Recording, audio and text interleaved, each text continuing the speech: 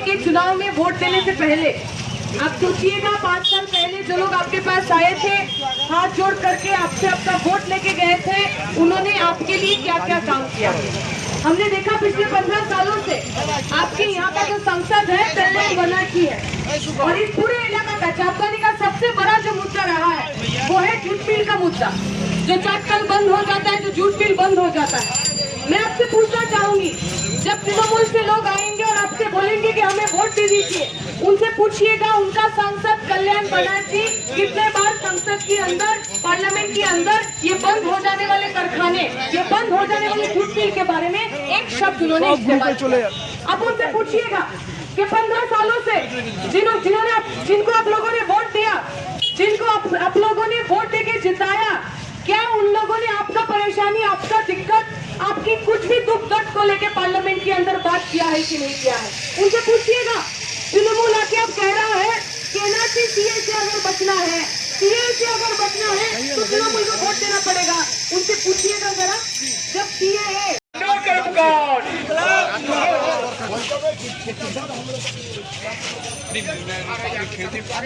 आपको सामने से श्रीरामपुर लोकसभा केंद्र के कैंडिडेट कांग्रेस दीप सीताधर जा रहे हैं। आप लोग जल्द से जल्द आकर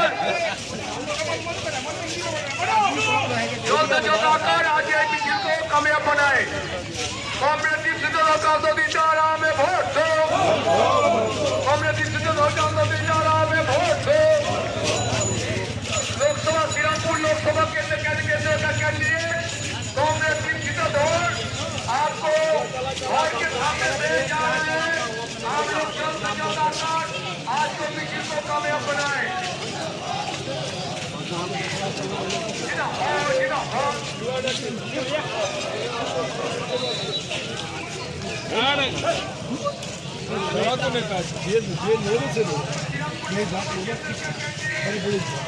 ভালো করে তুলি, চাও যেন বাদ না যায়, ঠিক আছে? এই দেখো মুখটা তোমার ভালো করে নিলাম।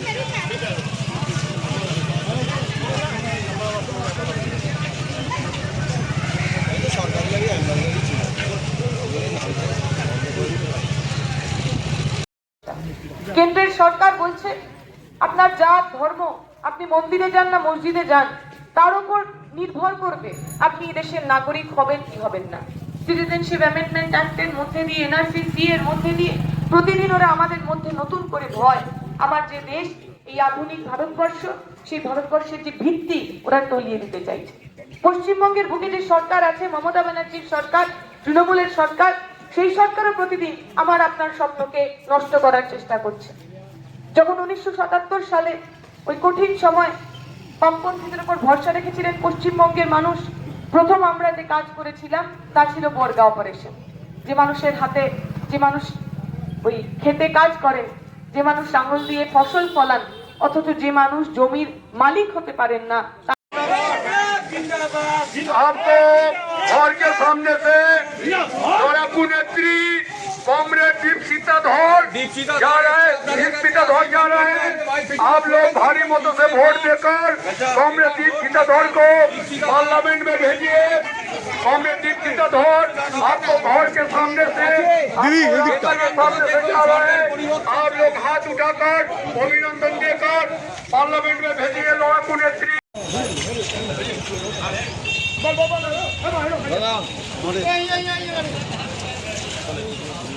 इनकलाब जिंदाबाद, इनकलाब जिंदाबाद, कांग्रेस दीप सीताधर का सीताराम में वोट दो, सीताधर का सीताराम में वोट दो,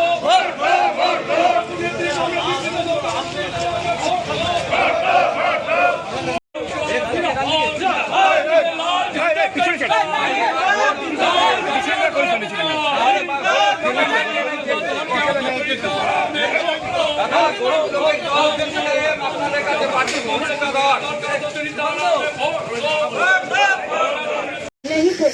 कहाँ थे बद्रीनाथ के एमपी नुसरत जहां, तृणमूल का एमपी नहीं थे। कहाँ थे जादवपुर के एमपी मिनी चक्रवर्ती, नहीं थे। तो चुनाव के पहले वो तृणमूल के लोग आपके पास आके कहेंगे कि अगर सीएम को रोकना है, एनआरसी को रोकना है तो तृणमूल को वोट देना है। और वही लोग जब सुन के जाएंगे पार्लियामेंट के अंदर, जब उनको खिलाफ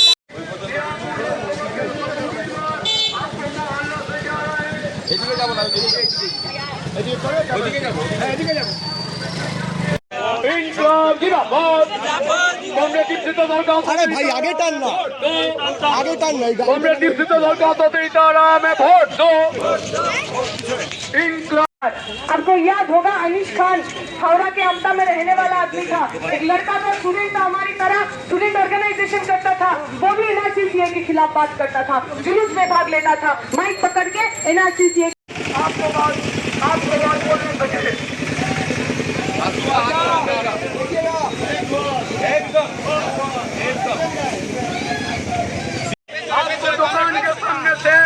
आपके दुकान के सामने से जा रहा है। आप लोग हाथ उठाकर আমাদের প্রার্থী দীপশিতা ধর আশীর্বাদ করবেন। এবার একটু পরিবর্তন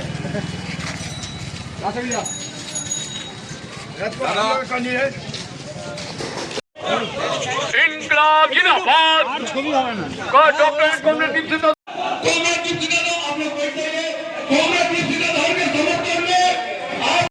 उसके अंदर हिंदू नहीं थे। जब हिंदू किसान मरता है तब हिंदुओं को बचाना नहीं है, जब हिंदू मजदूर मरता है तब हिंदुओं को बचाना नहीं है। जब कोविड हुआ पूरे देश के अंदर लॉकडाउन लगा, हमने देखा नहीं मजदूर भाई हमारे सड़क पे उतर के आए थे, किलोमीटर के किलोमीटर हम चल रहे थे, हमने देखा नहीं माँ बच्चा पैदा करके वहीं पे मर गई, पैदल चलते चलते देखा नहीं हमने। जब वो हिंदू मर रहे थे कोविड के टाइम, जब उनके पेट में खाना नहीं था, तब नरेंद्र मोदी को नहीं लगाना कि हिंदुओं को बचाना है, हिंदुओं को बचाना है तो भाजपा को वोट करना है। नरेंद्र मोदी कौन सा हिंदुओं को बचाएंगे? आपने देखा अभी अंबानी जी का बेटे का प्री वेडिंग हुआ, शादी नहीं हुआ, शादी का पहले फंक्शन हुआ, उसमें उन्होंने 1000 करोड़ रुपए खर्चा किया है, 1000 करोड़ रुपए। अमेरिका से एक सिंगर को बुलाया जिनको उन्होंने 150 करोड़ रुपए दिया बस गाना गाने के लिए, 1 घंटा 1.5 घंटा। यही अंबानी अदानी जब कोविड के टाइम पे हमारी सरकार से 150 करोड़ रुपए का उधार लिया था, मोदी सरकार ने कहा आपकी उधारी माफ है। तो अगर आप गरीब है, अगर आप मजदूर है, अगर आप किसान है, चाहे आप हिंदू हो चाहे मुसलमान हो, नरेंद्र मोदी का सरकार आपके साथ खड़ा नहीं है। पर अगर आप अमीर है, अगर आप पूंजीपति है, अगर आपके पॉकेट में बहुत सारा पैसा है, अगर आप बेटी की शादी में 1000 करोड़ रुपए खर्च कर सकते हैं, तो नरेंद्र मोदी जी आपके साथ है। तो जब नरेंद्र मोदी जी कहते हैं हिंदू खतरे में है, हम मानते हैं हाँ हिंदू खतरे में, पर हिंदू खतरे में भाजपा से है, नरेंद्र मोदी से है। नरेंद्र मोदी देश के अंदर हिंदुओं को अगर हिंदुओं को बचाना है, इस देश की आवाम को बचाना है, तो बीजेपी की सरकार को हराना। अब जो लोग सोच रहे हैं कि बीजेपी को हराने के लिए इसको वोट करना पड़ेगा, बहुत सारे लोग सोचते हैं कि दादा को वोट देने के लिए दीदी को लाना पड़ेगा। हम कहते हैं दादा और दीदी में अंतर ही क्या है? सबसे इसका अच्छा उदाहरण है अर्जुन सिंह, जानते हैं ना सबसे का नाम? गुंडा था बहुत बड़ा, पहले भाजपा में था, उसके बाद उसे लगा कि यहाँ पे कमाई धंधा ठीक ठाक नहीं हो रहा है, चले गए लोग फिर लोगों ने कुछ दिन कमाने के बाद लगा नहीं इधर भी धंधा कमाई ठीक नहीं हो रहा है, तो फिर से वो बीजेपी में चले गए। ये वो होता है ना वो जो ज्वाइंट फैमिली जिसमें बहुत सारे लोग इकट्ठे रहते हैं, कभी आप साजा के घर में रहते हैं, कभी आप साउथ के घर में रहते हैं, कभी आप अपने दूसरे किसी बुआ के घर में चले गए।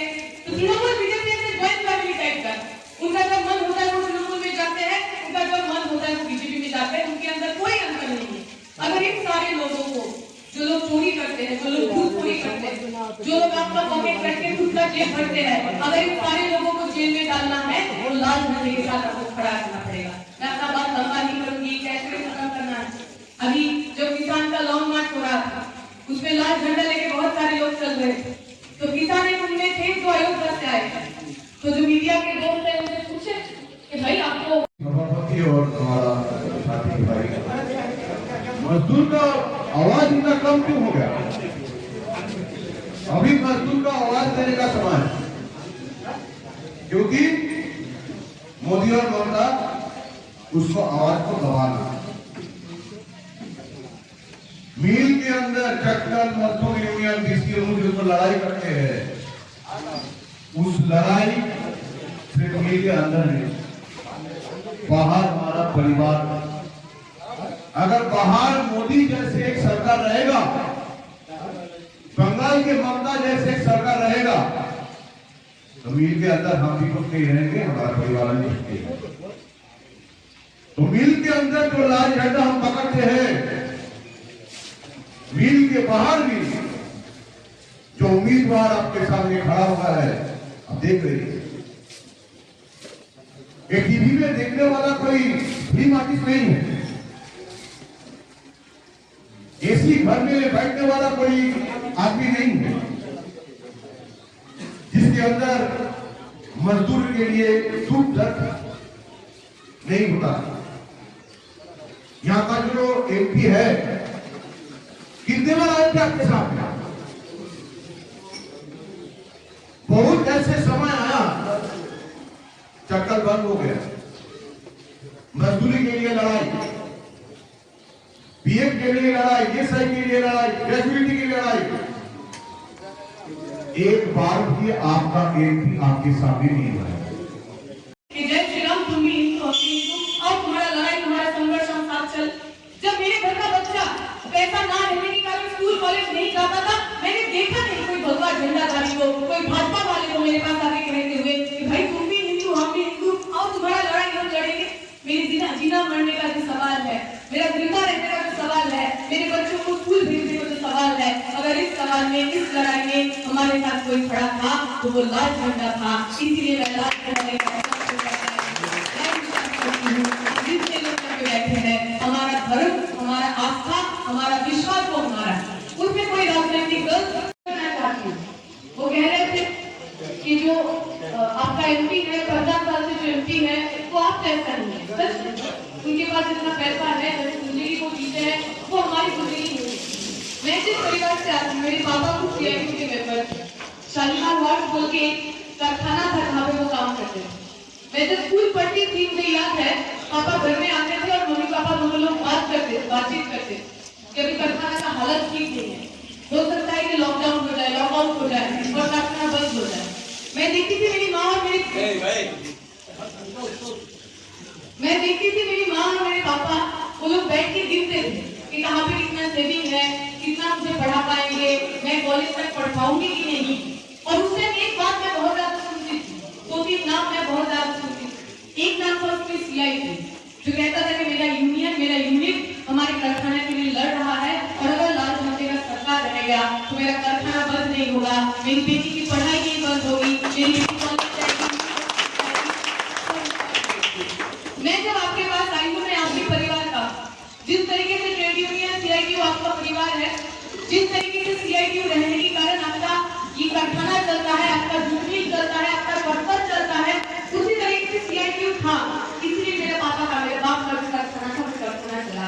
बहुत सारे लोग यहाँ कह रहे हैं, जिनको ऐसा लगता है कि कारखाने के अंदर जब हमारी लड़ाई हो रही, तब तो लाल झंडे के साथ खड़े रहे, तब तो हम हिंदू के साथ खड़े रहे। तब किसी मालिक को हुआ था? कभी नहीं हुआ था, क्योंकि सर मालिक को ये पता था अगर सरकार के ऊपर जुलूम, एक मजदूर के ऊपर जुलूम होगा तो लाल झंडा के सरकार।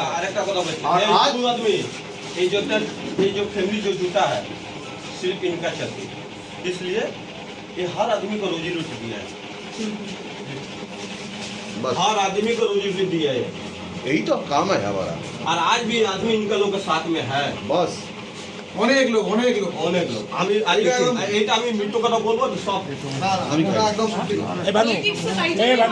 पॉलिटिक्स अपना पॉकेट भरने के लिए तो অনেক জন লোক চাকরি বাবুদা एक कप चाय भी किसी से नहीं आया। ठीक है, चलो पूरा हिंदू मुस्लिम कोनो किसी ना समान चलो, समान चलो।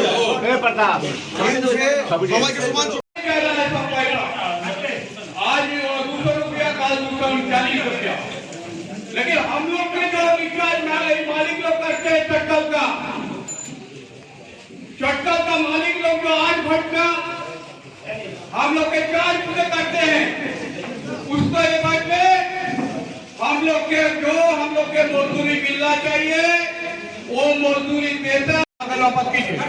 हम लोग ज्यादा वक्त नहीं लेंगे, अंदर चला सकते आप लोग बैठ जाइए, अंदर में खड़ा हो जाना। अभी हम लोग के कैंडिडेट बेबी ग्रीन में चलाया, आप लोग संघर्ष कर रहे हैं, मिट्टी से जुड़े हुए लोग हैं, उनके साथ বাংলা, ত্রিপুরা, কেরালা সহ ৩৬টি রাজ্যের মেহনতি মানুষের কথা তুলে ধরবো আমরাই। আমরা নিরপেক্ষ নই, মেহনতি মানুষের পক্ষে। উলগুলানের সাথে যুক্ত থাকুন, লড়াইয়ে থাকুন, লাইক করুন, সাবস্ক্রাইব করুন এবং বেল আইকনটি প্রেস করুন।